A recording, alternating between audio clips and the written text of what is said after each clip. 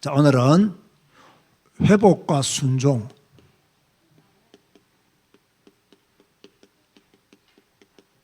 그리고 영광에 대해서 말씀을 전하도록 하겠습니다. 우리는 지금 스가랴서를 함께 공부하고 있죠. 스가랴서 1장에서 6장까지는 주로 무슨 내용이었습니까? 8가지 환상 이야기가 기록되어 있었습니다.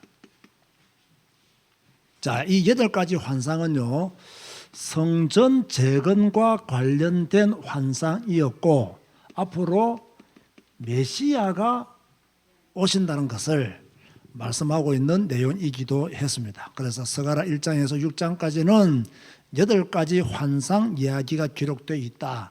이 환상 이야기의 핵심은 바로 성전 재건과 메시아에 관한 내용들이다. 이걸 이해하고 여러분들이 또 7장과 8장을 배워야 되겠죠. 자, 지난주에는 7장을 배웠고 오늘은 8장을 함께 배우게 되는데요.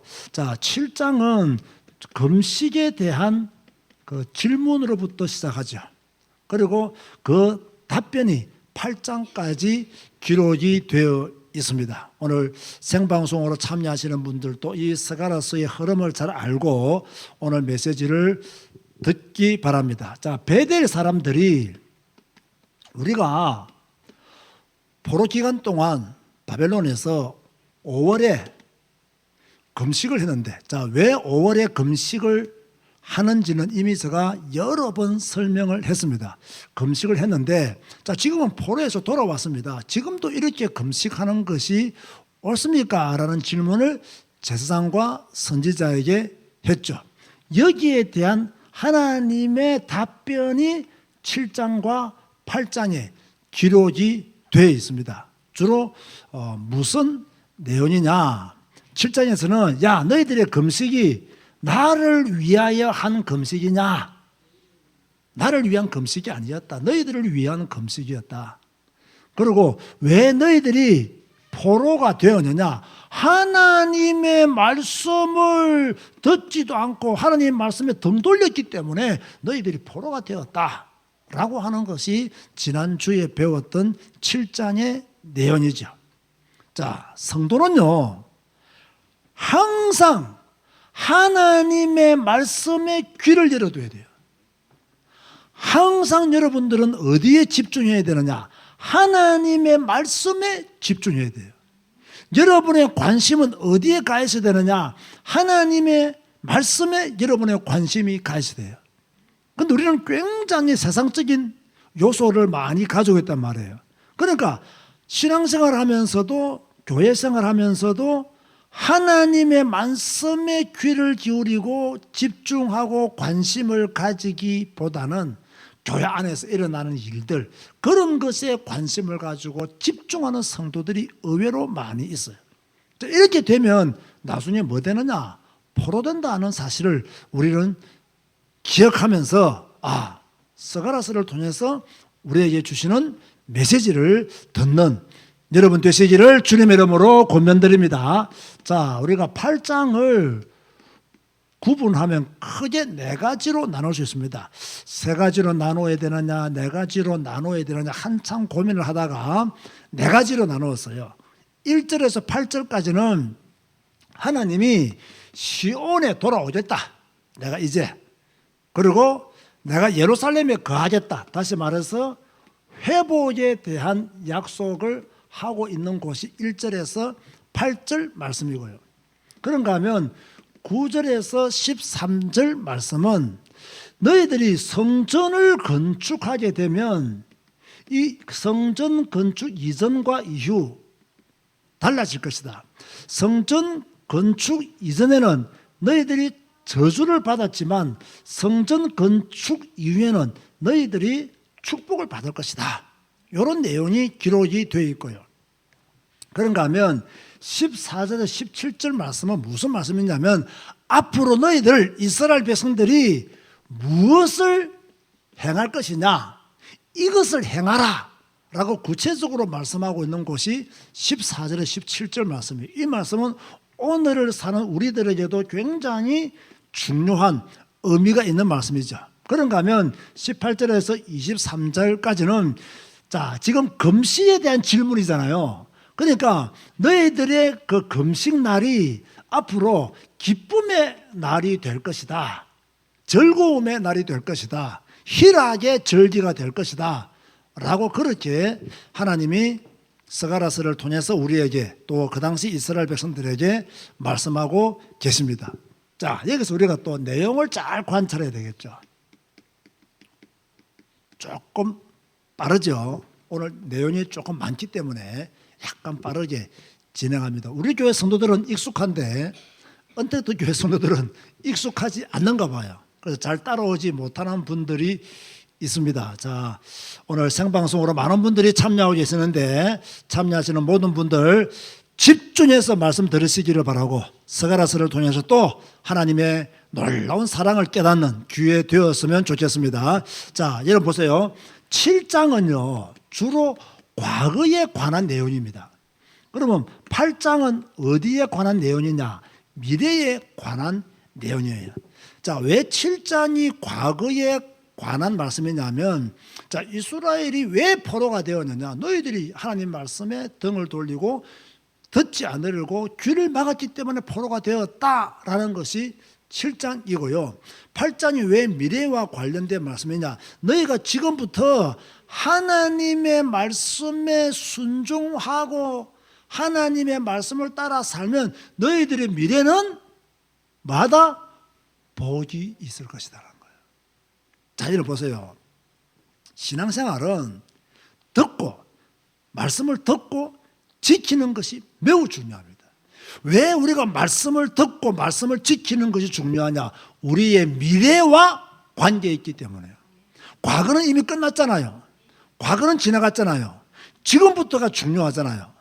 그러면 신앙생활 하면서 우리의 미래가 축복되어야 되거든요. 우리의 미래가 복 있는 미래가 되어야 되거든요. 그러기 위해서는 하나님 말씀을 듣고 하나님의 말씀을 지키는 자라야 미래가 복이 있다 라고 말씀하고 있는 거예요.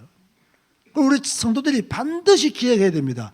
여러분의 미래를 위해서 여러분들이 뭐 해야 된다? 말씀을 듣고 말씀을 지키는 자가 되어야 내 미래가 복이 있는 미래가 된다. 하나님의 말씀은요 우리에게 그렇게 분명하게 말씀하고 있어요. 그런가 하면 이 8장에 보면요 어떤 말씀이 자주 나오느냐? 제가 읽는 가운데요 여호와가 이같이 말하노라 이런 말씀이요 자주 나와요. 제가 오늘 몇 번이나 확인해 봤거든요. 어떤 경우에는 13회 정도 나오는 것 같고 또 요거까지 포함시키면 한 14회 정도 나오는 것 같고 약간 헷갈리더라고요. 자, 13회에서 14회 정도 나온다. 제가 볼 때는 여호와가 이같이 말하노라 이런 말씀은 13회 정도가 나오고요. 조금 비슷한 말씀이 나오기 때문에 뭐 14회 정도. 자, 만군의 여호와가 말하노라. 만군의 여호와가 말하노라. 만군의 여호와가 말하노라. 중요합니까? 안 중요합니까? 뭔가 중요한 의미가 있다는 거예요.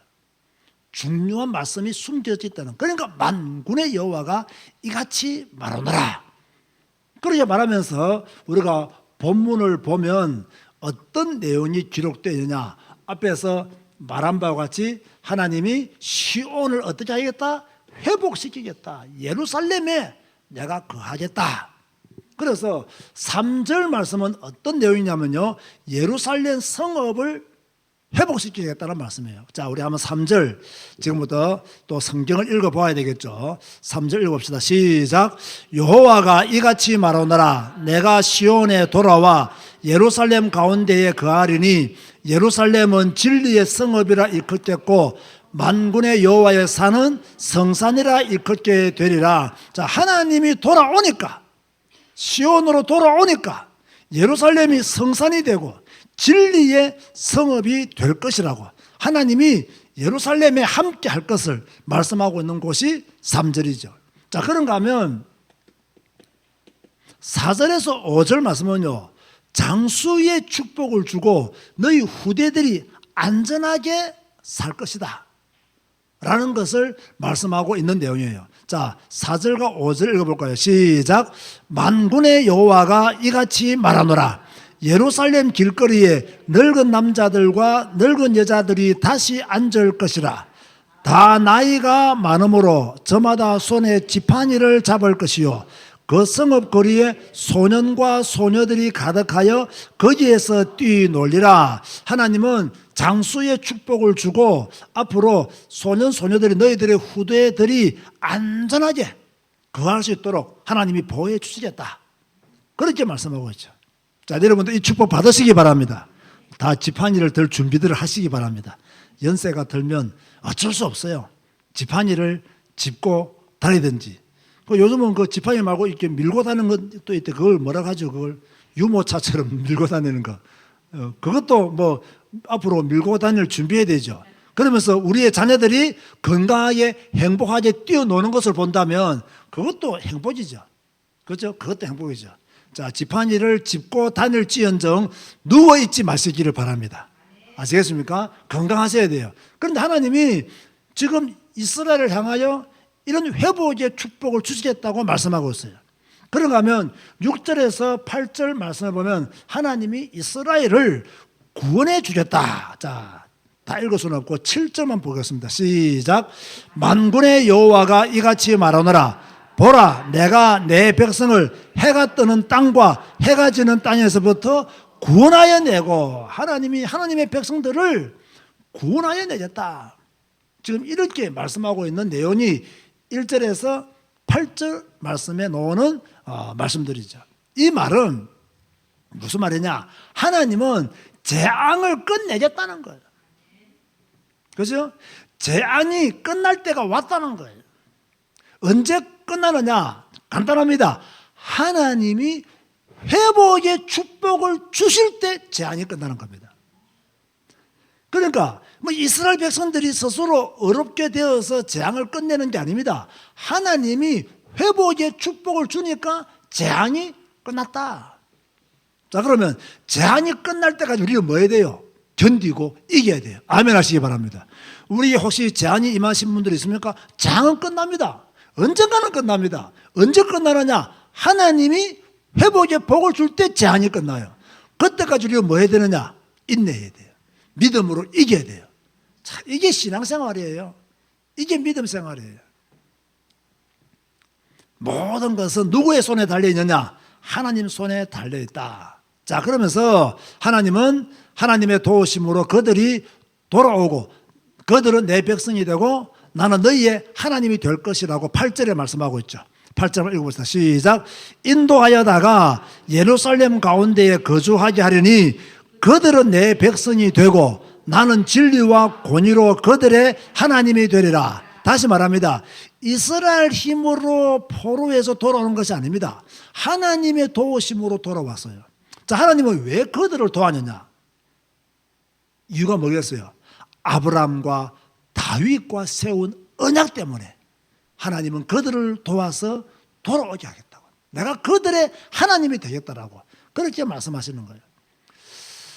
저는 이 부분을 보면서 참 위로가 되어졌고요. 참 기뻤어요. 왜 그러냐면 만약에 이스라엘 백성들이 어렵게 되고 경건하게 살고 막 이렇게 해가지고 하나님이 은혜를 베푸시고 도우셨다면 우리도 그렇게 해야 되지만 그런 것보다도 우리가 조금 부족해도 우리가 조금 모자라도 하나님이 우리에게 하신 말씀 때문에 부족한 우리를 뭡니까?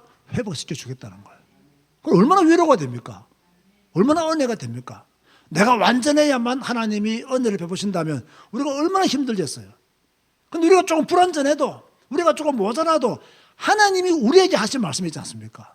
그 말씀을 성취하기 위하여 하나님은 우리를 회복시켜 주겠다.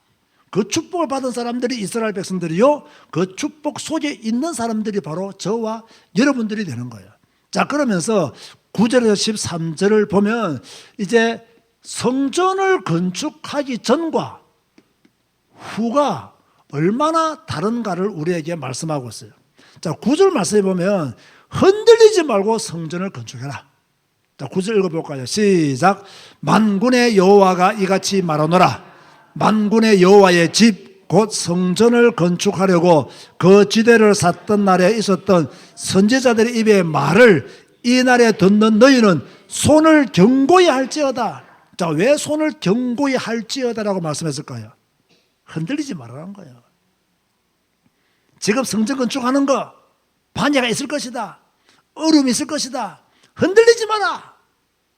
우리가 지금 신앙생활 할 때요, 우리를 무너뜨리려는, 우리를 공격하는 요소들이 있습니다. 그때마다 우리는 뭡니까? 손을 견고히 할지어다. 나는 흔들리지 않겠다. 나는 믿음의 길을 가겠다. 나는 복음 안에서 새로운 결단 속에 앞으로 나아갈 것이다. 그런 믿음을 딱 가져야 돼요. 그게 구절이에요. 흔들리지 마라. 손을 견고히 해라. 자, 10절 말씀은요, 앞으로 이제 어떤 축복을 받게 될 것이냐. 지금까지는 이랬으나 지금부터는 이럴 것이다 라고 말씀하고 10절 읽어보세요. 시작. 이날 전에는 사람도 삿을 얻지 못하였고 짐승도 삭을 받지 못하였으며 사람이 원수로 말미암아 평안히 출입하지 못하였으나 내가 모든 사람을 서로 풀어주게 하였느니라. 자, 이러면서 하나님이 구원의 축복과 땅이 회복될 것을 12절과 13절에 말씀하고 있어요. 읽어봅시다. 시작. 곧 평강의 씨앗을 얻을 것이라. 포도나무가 열매를 맺으며 땅이 산물을 내면, 이 땅이 회복된다 그 말입니다. 지금 땅이 완전히 황폐했잖아요. 근데 땅이 산물을 내며 땅을 회복시켜 주렸다. 하늘은 이슬을 내리리니 내가 이 남은 백성으로 이 모든 것을 누리게 하리라. 유다 족속아, 이스라엘 족속아, 너희가 이방인 가운데 저주가 되었으나 이제는 내가 너희를 구원하여 너희가 복이 되게 하리니, 할렐루야. 두려워하지 말지니라. 손을 견고히 할지니라. 그렇게 말씀하고 있어요. 자, 과거는 끝난 겁니다. 우리의 미래를 위해서 우리는 하나님의 말씀을 지키며 살아야 된다. 하나님은 우리가 사명 감당하면요, 그때부터 진짜 복을 주는 거예요. 우리가 사명 감당하면 그때부터 하나님은 새로운 문을 여심을 우리는 이 서가라스를 통해서요 생생하게 볼 수가 있는 거죠. 이 축복의 주인공 되시기를 주님의 이름으로 축원드립니다. 자, 그러면서 하나님은 앞으로 이스라엘 백성들이 행할 것을 14절에서 17절에 말씀하고 있어요. 자, 이제 너희들이 회복될 것이다. 이제 성전 건축을 통해서 너희들이 복을 받을 것이다. 내가 함께 하겠다. 그러나 너희들이 행할 것이 있다. 너희들이 행할 것이 있다. 오늘 제자교회 성도들이 행할 것이 있다. 은택도 교회 성도들이 행할 것이 있다. 그럼 무엇을 행해야 됩니까? 자, 16절과 17절 보세요. 너희가 행할 일은 이러하니라. 너희는 자, 이웃과 더불어 무엇을 말하며? 진리를 말하며 너희 성문에서 진실하고 화평한 재판을 베풀고 마음에 서로 해하기를 도모하지 말며, 중요하죠, 거짓 맹세를 좋아하지 말라. 이 모든 일은 내가 미워하는 것이니라. 여호와의 말이니라. 자, 하나님께서 지금 회복의 축복을 받게 될 이스라엘 백성들에게 무엇이라고 말씀하셨냐? 이웃과 더불어 진리를 말해라. 다시 말해서 이것은요, 거짓말하지 마라. 성문에서 진실하고 화평한 재판을 베풀어라. 마음에 서로 해하기를 도모하지 마라. 다른 성도를 해하기를 도모하지 마라. 다른 사람을 해하기를 도모하지 마라. 뒤에서 수군거리지 마라. 그 말도 포함될지 모르겠습니다. 거짓 맹세를 좋아하지 마라. 확실하게 거짓말 시킨 사람은요, 맹세까지 합니다. 거짓 맹세. 이 모든 일은 내가 뭐 하는 것이니라? 미워하는 것이다. 여호와의 말이니라. 이렇게 하나님은 이스라엘 백성들이 어떻게 살아야 될 것인지, 오늘날 우리들이 어떻게 살아야 할 것인지, 여러분들이 어떠한 삶으로 하나님께 영광 돌려야 할 것인지를 분명하게 말씀하고 있어요. 자, 우리는 지금 성경을 공부하고 있습니다. 서가라스를 배우면서 우리에게 주시는 하나님의 말씀을 듣고 있습니다. 우리는요, 어떤 의미에서 엄청난 기회를 받은 사람들이에요. 왜? 성경을 안 배우면 이런 것들을 얻을 수가 없고 이런 것들을 알 수가 없어요. 복음이면 됩니다. 그리스도가 모든 문제의 일자입니다. 맞는데 그 뒤에 따라가야 될 것들이 성경을 통해서 우리에게 자꾸 제공되어져야 되는데, 성경을 통해서 제공되어지지 않으니까 삶이 잘못되고 무너진단 말이에요. 이럴 때 우리는 하나님의 말씀을 통해서 뭡니까? 말씀을 공부하잖아요. 성경을 공부하잖아요. 물론 이것이 내 마음대로 살고 내 생각대로 살고 싶은 사람들에게는 부담이 돼요. 왜? 배우면 지켜야 되잖아요. 배우면 들었으니까 이렇게 부담이 되잖아요. 그런데 그게 있어야 그래도 여러분들을 세웁니다. 그게 있어야 그래도 여러분들을 바로 잡습니다. 그게 없으면요, 내 마음대로 삽니다. 성경 안 배우면요, 복음하면서 내 마음대로 살아요. 성경 안 배우면요, 그리스도 하면서 내 마음대로 살아요. 그러다가 주여 주여 하며 믿음 좋은 척 하지만 하나도 믿음 좋은 게 아닙니다. 하나도 신앙이 좋은 게 아니에요. 저는 정말로요, 다행스럽게 생각해요. 물론 저도요, 많이 아프고 힘들어요. 왜? 말씀을 들으면 찔리는 게 많이 있으니까. 말씀을 들으면 힘든 게 많이 있으니까. 아프지만 그래도 아프고 힘들지만 이거 있으니까 한 번 더 정신 차리게 되고 한 번 더 바른 길이 무엇인가를 생각하게 되고, 아, 내가 그동안 참 이런 부분에 있어서 어리석었구나. 내가 이런 부분을 성도들에게 잘 못 가르친 것에 대해서 참 후회가 되기도 하고, 이런 것들이 보이니까 지금부터라도 바르게 해야 된다는 생각 속에 이렇게요 가지게 되는 거죠. 자, 그러면서 이제 또 어떤 말씀이 나오느냐, 이렇게 행할 것을 행하면 하나님이 회복의 축복을 주시는데 금식의 날이 변하여 기쁨의 날이 되고 즐거움의 날이 되고 희락의 절기가 될 것이다. 그렇게 말씀했어요. 자, 19절 말씀 보세요. 읽어보면 이런 말씀이죠. 만군의 여호와가 이같이 말하노라. 넷째 달의 금식과 다섯째 달의 금식과 일곱째 달의 금식과 열째 달의 금식이 변하여 유다 족속에게 기쁨과 즐거움과 희락의 절기들이 되리니 오직 너희는 진리와 화평을 사랑할지니라. 자, 이스라엘 백성들은 넷째 달에도 금식하는 이유가 있고 다섯째 달에도 금식하는 이유가 있고 일곱째 달에도 금식하는 이유가 있고 열째 달에도 금식하는 이유들이 있어요. 그런데 너희들이 이같이 행하면 이 모든 금식의 날들이 변해서 어떻게 되느냐, 기쁨의 날이 되고 즐거움의 날이 되고 희락의 절기들이 될 것이다. 그렇게 말씀하고 있는 거예요. 그런가 하면 더 중요한 것은 20절에서 23절 말씀에 보니까 예루살렘에 사람들이 가득하게 될 것이고 이 예루살렘이 하나님의 도성이 될 것이다. 전에는 황폐한 예루살렘이었지만 이제 포로 이후에 돌아온 너희들이 성전을 재건하고 하나님의 축복이 이곳에 임함으로 말미암아 많은 사람들이 예루살렘을 찾을 것이고 이곳을 통해서 하나님의 말씀이 또 증거될 것이다. 그래서 22절 말씀 보시면요, 많은 백성과 강대한 나라들이 예루살렘으로 와서 만군의 여호와를 찾고 은혜와 여호와께 은혜를 구하리라. 그렇게 말씀하고 있어요. 하나님이 함께 하시니까요, 하나님의 복이 예루살렘에 임하고 하나님이 함께 하시니까 황폐한 땅들이 그죠? 회복이 되어지고 하나님이 함께 하시니까 떠났던 사람들이 돌아오고 이런 역사들이 나타나는 것을 말씀하고 있죠. 자, 끝으로요, 우리에게 주시는 메시지가 무엇이냐? 자, 이것도 중요하죠. 제가 오늘 다시 한 번 더 이 스가랴 8장 말씀을 읽으면서 지금 어려운 가운데 있고 힘든 일이 있어도 하나님의 시간표가 되면, 늘 우리가 듣는 이야기죠. 알고 있는 이야기죠. 하나님의 백성들을 하나님이 구원하시는구나. 하나님의 시간표가 되면 하나님의 백성들을 하나님이 구원하시는구나. 그럼 우려해야 될 건 뭐냐? 구원의 날까지 인내해야 된다는 거예요. 구원의 날까지 인내해야 돼요. 그 날까지 남은 자가 돼야 돼요. 남은 자가 돼야 돼요.